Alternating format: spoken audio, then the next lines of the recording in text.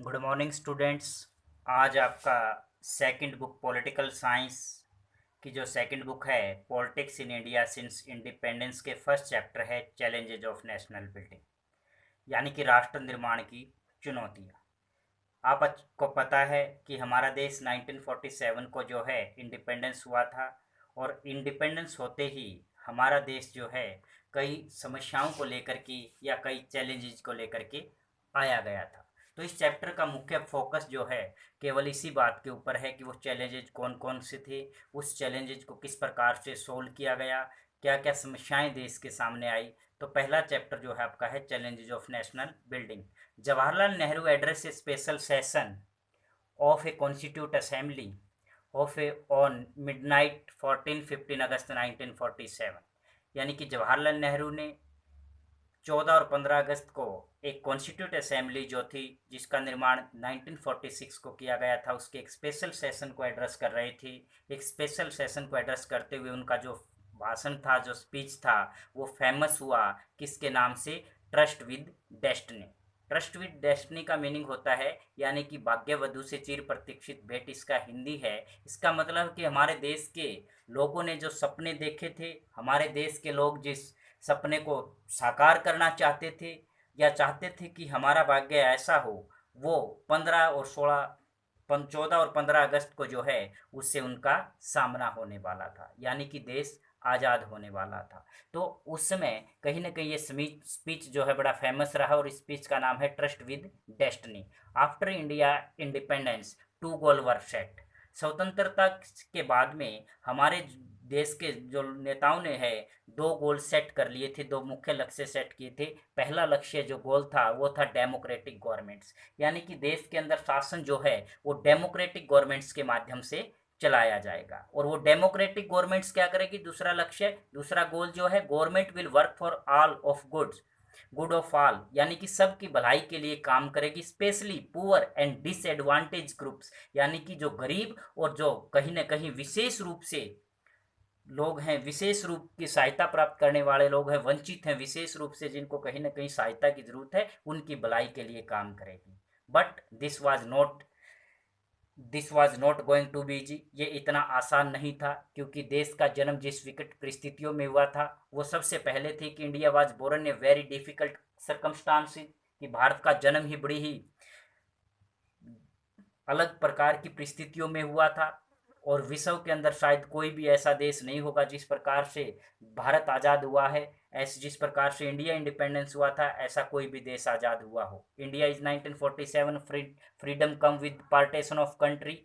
जो भारत 1947 को जो देश आज़ाद हुआ था वो अपने साथ क्या है? पार्टीशन लेकर के आया था। और वो पार्टीशन किसके तहत हुआ था? The scheme of partition include A plan of transfer of population across the border, यानी कि इसका जो देश का बंटवारा हुआ था वो उस एक स्कीम के तहत हुआ था, जिस स्कीम का नाम था ट्रांसफर ऑफ पॉपुलेशन।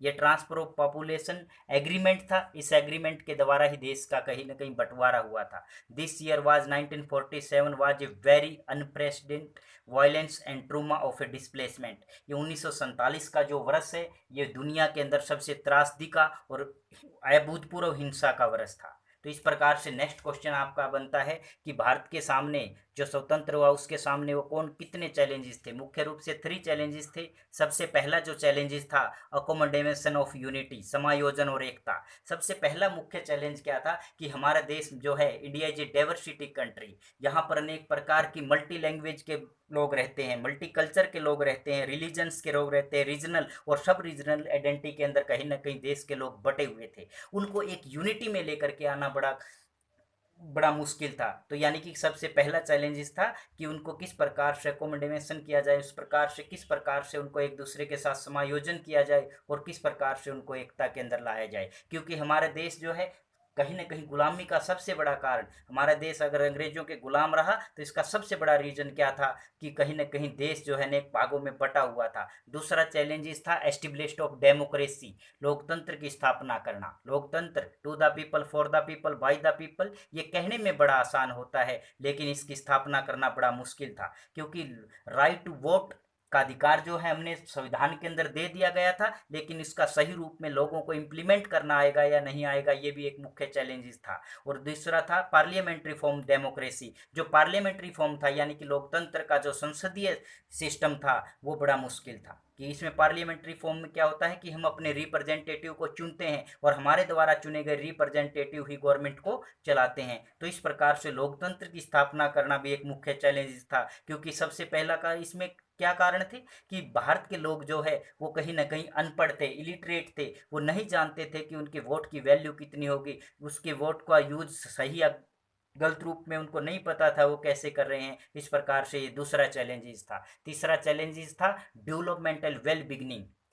हमारे देश के अंदर जो तीसरा चैलेंजेस था देश में वो था विकास और जन कल्याण। सभी लोगों का विकास हो, सबका विकास हो, और स्पेशली मैंने जो पहले बताया था कि कहीं ना कहीं स्पेशल जो ग्रुप्स थे जिनको वंचित थे, डिसएडवांटेज ग्रुप्स जो थे, उनके लिए फैसिलिटी अवेलेबल कराई जाए। तो इस प्रकार से चाहे वो हमारे फंडामेंटल राइट्स में ये चीज़ें दे दी गई हों, DSPS director principal of state policy के अंदर ये चीज़ दे दी गई थी कि कहीं ना कहीं देश के विकास के लिए राज्य जब भी कोई पॉलिसी बनाए तो उसको सेंटर में रख करके पॉलिसी बनाए। लेकिन ये कहने में आसान है, आज भी हमारे देश के सामने जो मुख्य प्रॉब्लम है पॉवर्टी की है, इकोनॉमिक डेवलपमेंट बिग चैलेंज। इस प्रकार से ये आसान है। तो इन दिस चैप्टर, इस पहले चैप्टर के अंदर मुख्य रूप से हम क्या है फर्स्ट चैलेंज को जो है उसको स्टडी करेंगे, और वो चैलेंज है नेशनल बिल्डिंग का।